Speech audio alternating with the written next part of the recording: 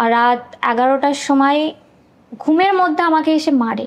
পরে ওর বাবা ফোন করে বলে যে বাড়িতে কালী পুজো হয়, অনেক ধুমধাম করে দেয়। তখন আমাকে ডাকলো যে তুমি তো বাড়ির বড় বউ, তুমি আসো, আর তুমি না আসলে হবে না। এক কথা আমাকে রিকোয়েস্ট করলো, বাট আমার বাবা বলেছিল যেতে হবে না। কিন্তু ওই যে একটা বয়স্ক মানুষ মানে শ্বশুর বলেছে, আমি এখনো পর্যন্ত তাদের সম্মান করি।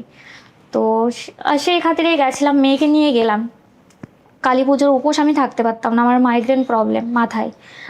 উপোস থাকলে আমার মাথা ব্যথা শুরু হয়ে যায়। আর রাত 11টার সময় ঘুমের মধ্যে আমাকে এসে মারে। কেন? ঘুমের মধ্যে ড্রিঙ্ক করেছিল, ঘুমের মধ্যে এসে মারে। কেন মারে? আমার মেয়ে মানে আমি ঘুমের মধ্যে চিৎকার করে উঠেছি, আমার মেয়েও চিৎকার করে উঠে পড়েছে।